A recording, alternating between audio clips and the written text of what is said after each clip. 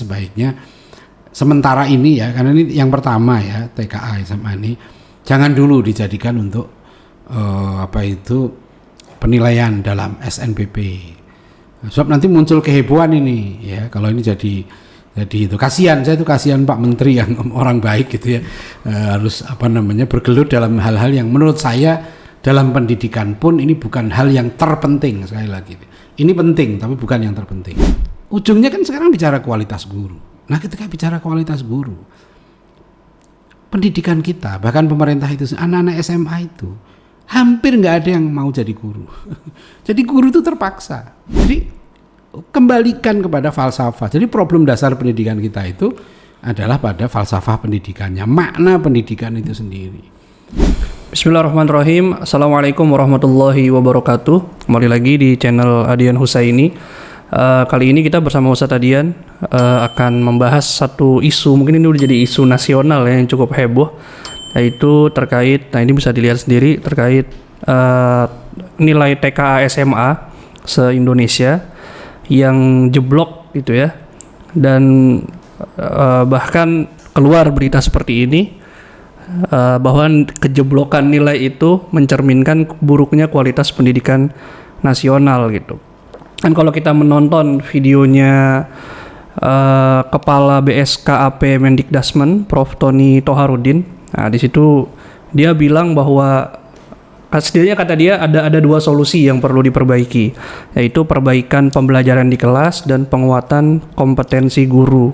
Dan dari video itu kalau kita bisa simpulkan, kata beliau, nilai TKA yang jeblok bukan sekadar masalah ujian, tapi cermin kualitas pendidikan nasional, dan ini menjadi alarm keras bahwa pembelajaran terlalu fokus pada target angka, hafalan, lulus ujian, bukan pada daya pikir, nalar, dan pemahaman makna.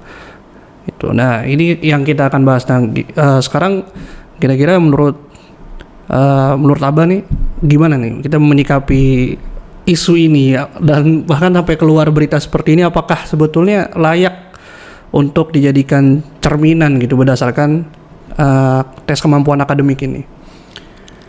Iya, kita kalau lihat hasil TKA ya, tes kemampuan akademik ini kan yang wajib itu ada 3 ya, pelajaran ya, mata pelajaran, mapel wajib nih. 3 itu bahasa Inggris, matematika, bahasa Indonesia. Ini wajib, ini tentu nggak ada hubungannya dengan syariat ini ya, karena maksudnya kalau nggak belajar ini terus dosa nggak juga gitu ya.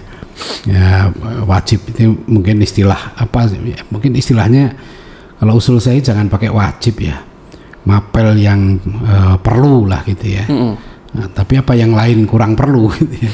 Kan sekarang wajib jadinya sukarela, kan itu kan ya, ini yang kan mata pelajaran wajib, ini mata pelajaran yang sukarela, kan pilihan. Sebetulnya kan bukan wajib kalau begitu, ini yang dipaksakan gitu.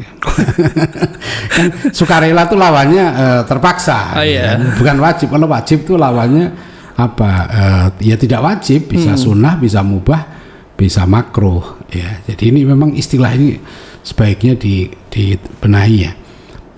Tapi kita lihatlah ya, apalagi maksudnya harus diambil oleh setiap siswa SMA yang ikut ya, karena TKA itu sendiri tidak wajib sebenarnya. TKA itu tidak harus, artinya tidak setiap anak SMA mau lulus harus ikut TKA, enggak juga, kan gitu ya, kebijakannya seperti itu. Hanya TKA ini nanti katanya gitu ya menjadi pertimbangan seleksi nasional berbasis prestasi SNBP dari perguruan tinggi negeri. Nah, itulah yang sekarang mengkhawatirkan orang tua melihat nilainya begitu rendah kan. Ini dari skala 100 ini gitu ya. 24,93, 36,10 untuk matematik ya, bahasa Inggris 24,93, 55,38 bahasa Indonesia. Saya kalau melihat ini sebenarnya andikan anak kita nggak bisa bahasa Inggris itu sebetulnya juga nggak apa-apa loh. Ya, nggak apa, bukan dalam berarti tidak penting ya. Tidak perlu menjadi kerisauan, karena orang belajar bahasa Inggris itu ya dengan cara sekolah ya, jungkir balik kayak apapun juga kita udah tahu kok. Hasilnya nggak akan optimal. Lembaga-lembaga kursus itu lebih ahli. Anak kirim ke satu daerah, kampung Inggris gitu ya. Iya. Ya, sekarang kita ini kayak saya kadang-kadang gini ya, apa kita ini nggak belajar ya dari kasus yang sudah puluhan tahun. Saya belajar bahasa Inggris itu dari SMP, SMA 6 tahun, ya kan. Ya, belajar begitu. Ya, saya ke Inggris 20 hari keliling, saya ngisi ceramah di beberapa tempat. Saya ketemu orang-orang Inggris yang bodoh-bodoh semua berbahasa Inggris. Ya, jadi artinya bisa berbahasa Inggris itu bukan berarti terus pinter, nggak begitu. Ya, ini kan jangan berlebihan gitu ya. Nah, tapi oke lah, kalau ini bahasa Inggris bukan berarti nggak penting. Saya juga belajar bahasa Inggris, bahkan saya juga mewajibkan mahasiswa nulis skripsi dalam bahasa Inggris gitu ya. Cuma metodenya seperti apa? Kalau metodenya seperti di sekolah selama ini ya kita udah tahu hasilnya lah. Yeah. Itu kalau diulang lagi juga sama. Kalau mau bahkan mungkin gurunya orang Inggris asli aja gitu ya. Jadi gurunya belum tentu akan hasilnya bagus. Kita udah tahu belajar bahasa itu nggak begitu caranya. Ya matematika juga begitu. Ya bahasa Indonesia. Oleh karena itu kan kan orang sudah tahu lah, sudah menduga bahwa kalau kita mau dites ya numerasi dan literasi ya sekolah-sekolah kita, anak kita itu sudah diduga kuat akan hasilnya tidak akan tinggi. Itu sudah diduga karena dari ranking PISA sudah bisa dilihat ya, tes literasi, sains dan matematik kan itu sudah ada. Ya, ranking PISA juga sudah selama ini dites ya begitu hasilnya. Nah, nanti makanya apalagi kemudian berlebih-lebihan gitu ya, keluar penilaian seperti ini. Karena nilai TKA SMA 25 itu jelek ya, terus dibilang pendidikan kita masih buruk. Ya ini juga berlebihan. Yang jelek itu ya bukan hanya literasi numerasi, itu pun menurut saya masih diragukan ya.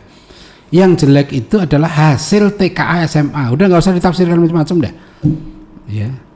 Kan belum tentu mencerminkan apa kalau anak TKA, kan tergantung soalnya. Ada anak misalnya dia pintar, dia senang baca buku, bisa nulis bagus, komunikasi bagus, tapi ketika membaca soal TKA ya kan bahasa Indonesia tidak bisa, apa kemudian anak kita bilang literasinya rendah? Nah kan nggak begitu kan. Jadi apakah tes itu menunjukkan representasi dari cerminan yang utuh dari bahasa Inggris dan bahasa Indonesia dan juga matematik. Itu belum tentu juga. Maksud saya, oke, kita terima hasil tes TKA-nya rendah, ya sudah itu faktanya. Terus kalau menurut saya ya saran saya sebaiknya sementara ini ya, karena ini yang pertama ya TKA SMA ini jangan dulu dijadikan untuk penilaian dalam SNBP.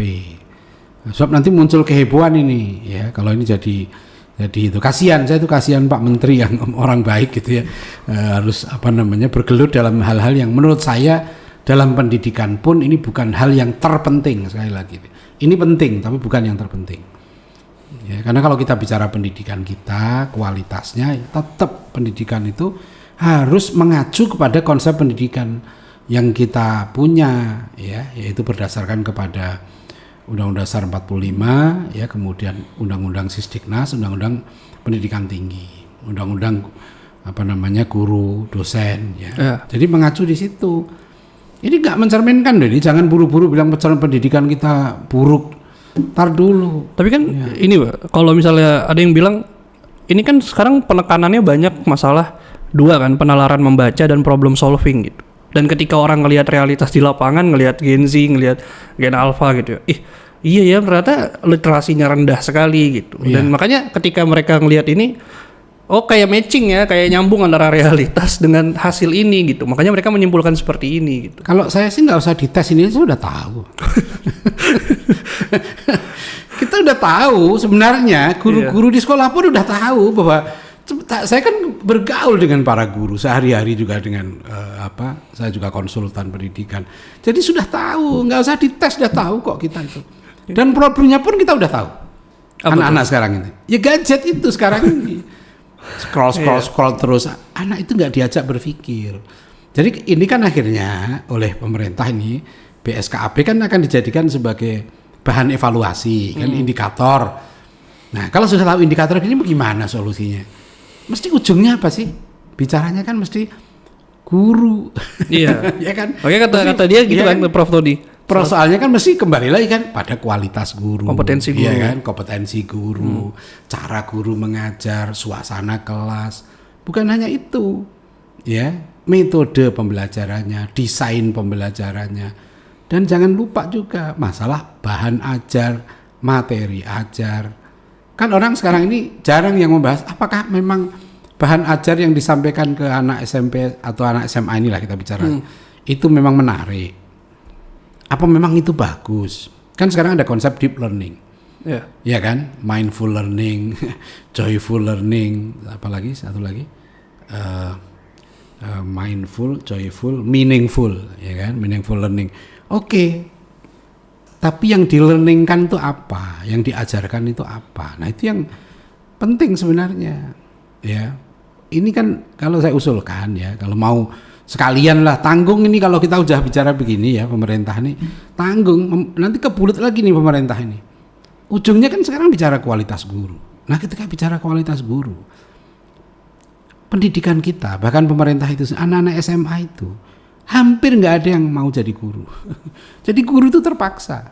Ayo coba sekarang pemerintah membanggakan ya kan perguruan tinggi yang dianggap top yang mana?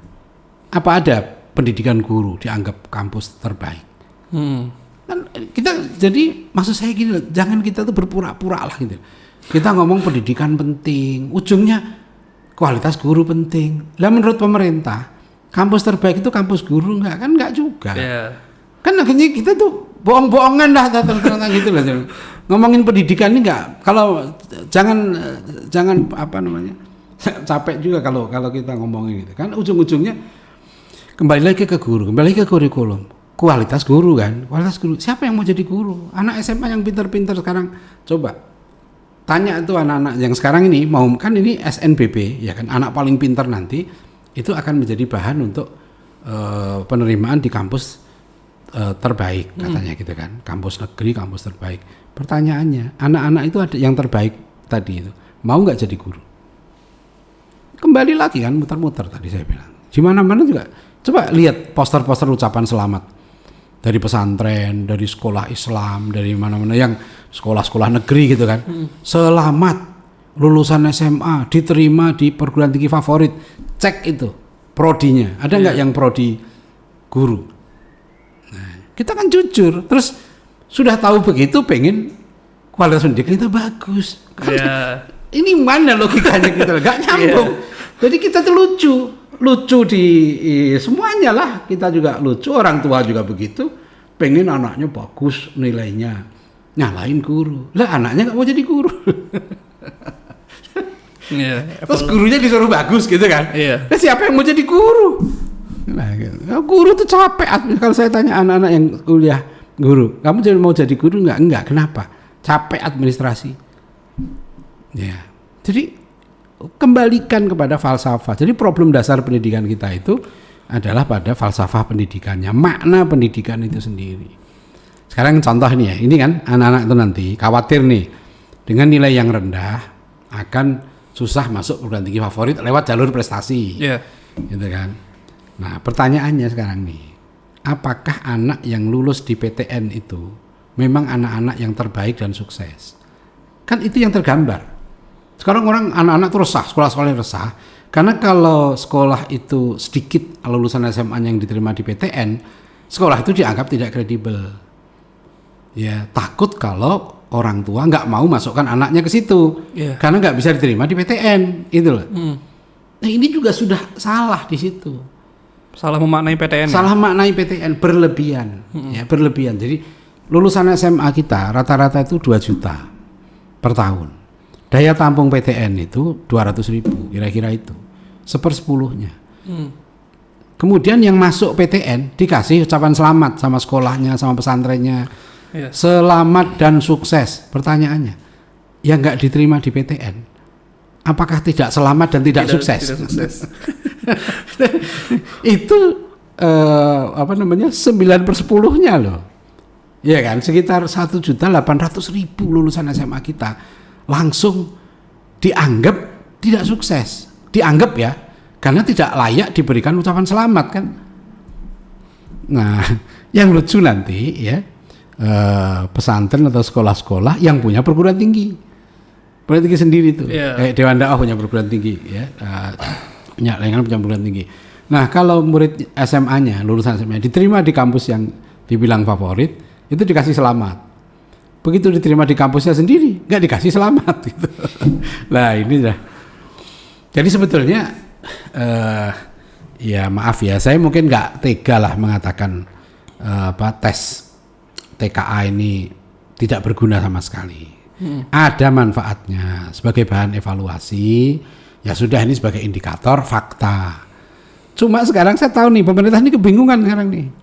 Karena? Ini mau dijadiin apa? Sudah kadung janji, ini akan dijadikan sebagai penilaian untuk masuk SNBP. Sekarang udah mulai ada yang protes. Nggak adil dong, gitu loh. Jangan-jangan soal yang diberikan ini nggak sama dengan yang dipelajari oleh murid di SMA. Karena di SMA-nya apa mereka diajari. Kalau menurut saya kalau mau fair ya, sebelum menjawab soal, dilatihlah, kan jawab soal. Kan gampang, misalnya kita mau nilai TKA SMA-nya bagus. Ya, kan gampang aja, anak-anak dilatih menjawab soal.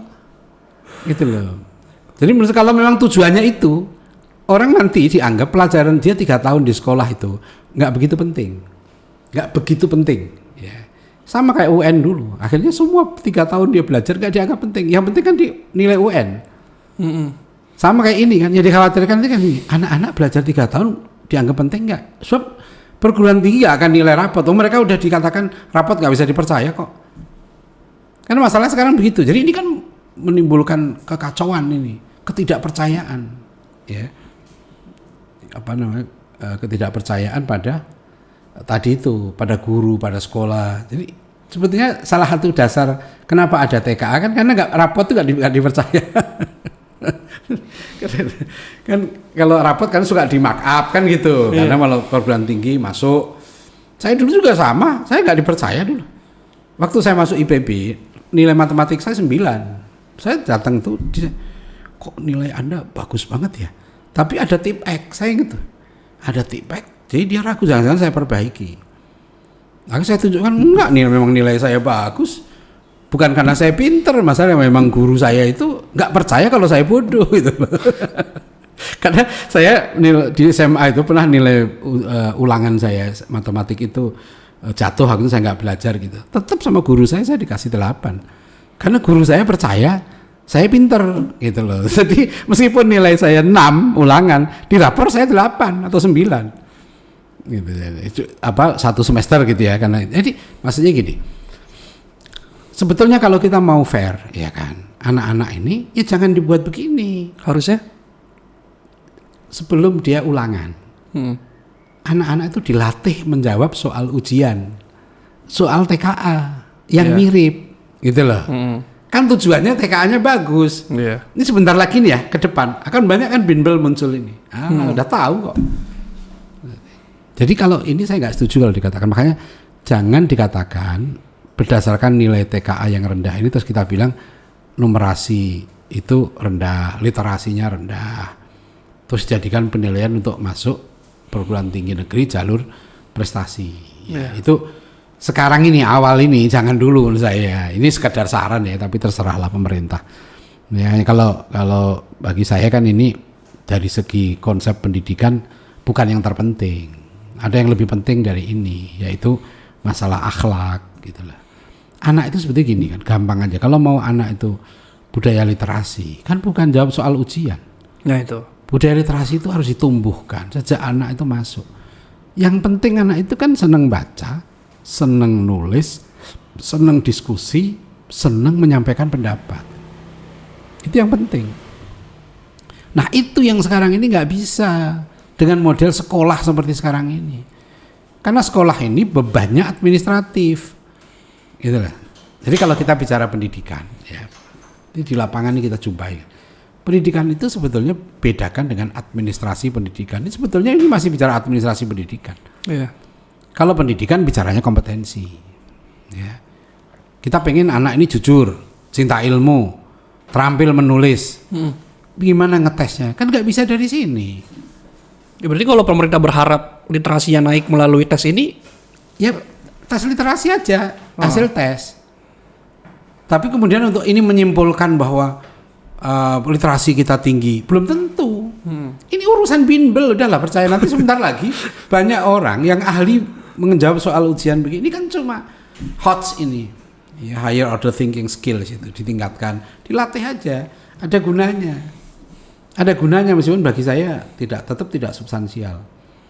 Karena budaya ilmu, budaya literasi itu harus tumbuh sehari-hari, nggak bisa diteskan hanya satu kali tes terus dinilai, oh dia jelek, nggak bisa.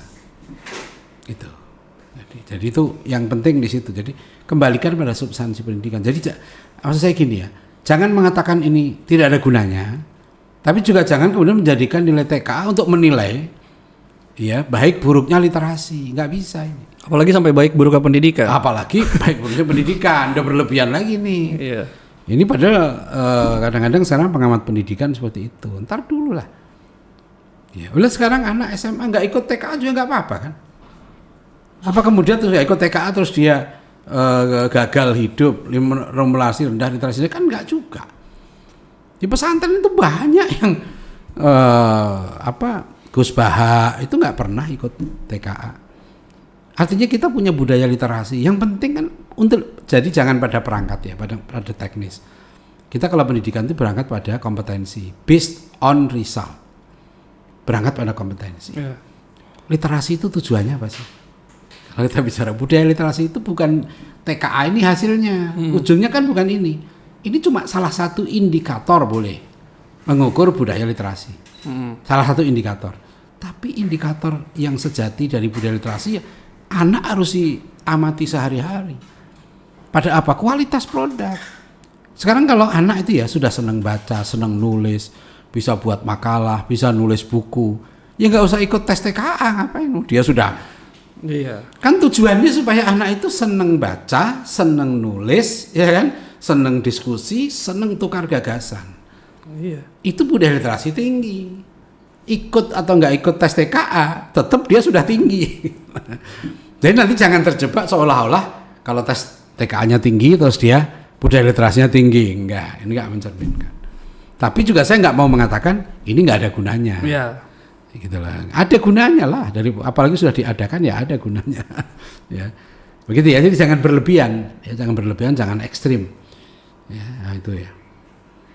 Mungkin terakhir terkait ini, Pak, terkait PTN tadi. Jadi kalau ini jadi resah nggak masuk PTN gitu. Sekarang gimana kondisi PTN ini sebetulnya? Apakah memang dia layak untuk dijadikan satu standar bahwa oh memang kalau masuk PTN terus nanti bakal bagus, bakal ini dan seterusnya gitu?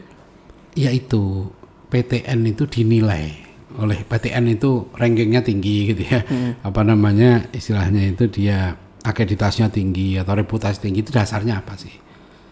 Dasarnya itu apakah PTN itu bisa mendidik anak menjadi orang soleh, orang yang bermanfaat, orang yang beradab, cinta ilmu, cinta sesama.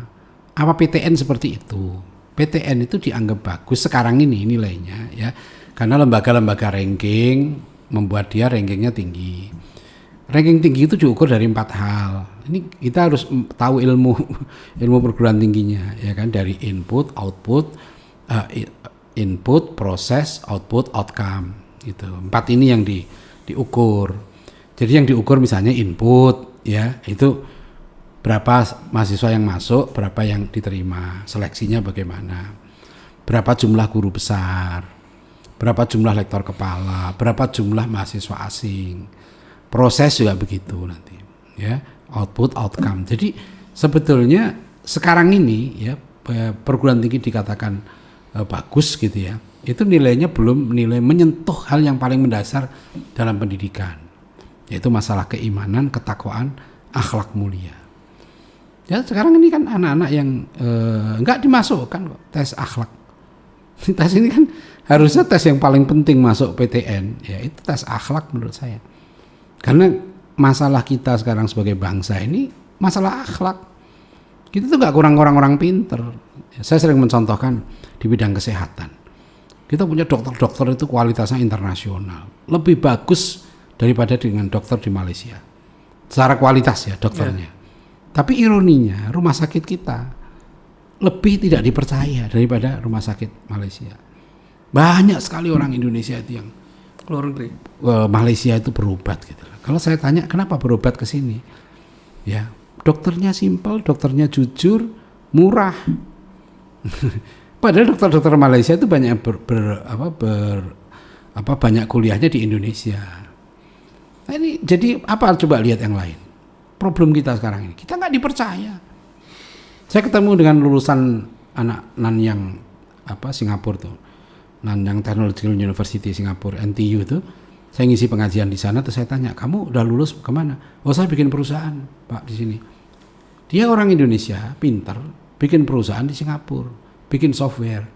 Made in-nya Singapura, dia bilang gitu. Karena kalau pakai made in Indonesia, nggak dipercaya. Dia bilang gitu.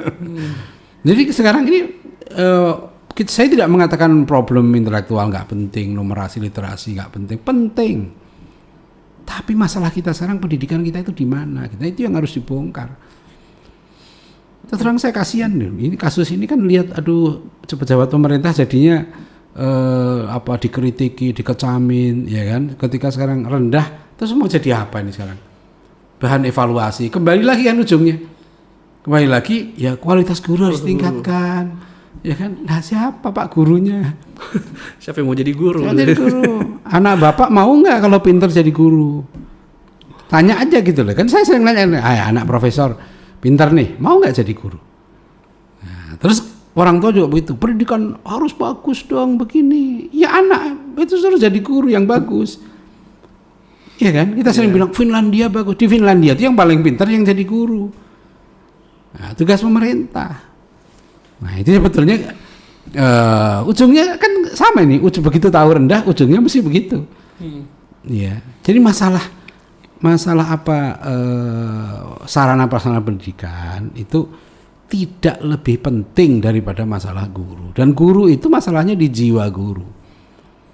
Ini Pak Menteri Pendidikan, dasar mendengar Pak Muti tahu betul, ini kan dia orang pesantren, dia tahu betul taklimul taklim itu bagaimana pentingnya guru itu harus yang pinter, yang soleh, ya, yang senior, tahu, ya. Nah ini sekarang ini tantangan kita. Jadi sekali lagi kita ambil hikmahnya, dan saya kira ini bahan kalau saya usulkan terserah nih ya pemerintah. Tapi kalau usul saya coba dirumuskan ulang lah. Ya, kalau ada buku yang ditulis oleh Farid Gaban dan kawan-kawan itu Reset Indonesia, ya, di setting ulang Indonesia ini gitu. Menurut saya ini riset pendidikan kita ini. Ya, jangan tanggung deh, Pak Menteri kan sering bilang gitu. Ya kalau ganti menteri nggak ganti kebijakan apa gunanya gitu. Ya saya ganti konsepnya, bukan hanya ganti kebijakan. Ganti konsep pendidikan. Ya sudah saatnya, ini sudah era disrupsi, era sekarang apa ada anak yang baca begini. Anak AI kok sekarang. Nanti kalau sekarang anak ada masalah, tanyanya kemana? Apa anak mau mikir sekarang? Ini jujur aja nih, kalau ada dengan tes TKA kan anak disuruh mikir. Iya. Sekarang kalau anak ngadepi masalah, dia tanyanya ke tes TKA atau ke AI? Ya ke AI lah. Kan itu yang sebetulnya harus dilakukan. Sementara berkejaran dengan robot. Robot makin pinter. Di sini masih diskusi. Ada TKA enggak? Ada UN enggak? Ada ini enggak? Ya kalau ini kan kalau menurut saya yang kalau mau sukses dunia akhirat gitu ya, tes TKA yang penting itu bukan hanya tes kemampuan akademik, ya tes kemampuan akhlak atau tes kompetensi akhlakul karimah. Harus ada tes kejujuran, ya kan? Harus ada tes ibadah, disiplin, tes Quran. Nah baru itu benar. Ya, nah itu ya jadi. Usul saya begitu, ya harus ada TKA itu tes kompetensi akhlak, tes kompetensi Al-Quran, tes kompetensi akidah, tes kompetensi al-ibadah. Itu baru pendidikan kita sukses. Ya. Oke, baik. Gitu ya. Ya. Baik, itu saja yang bisa kita bahas. Nah itu ya, jadi banyak sekali insight-insight ya.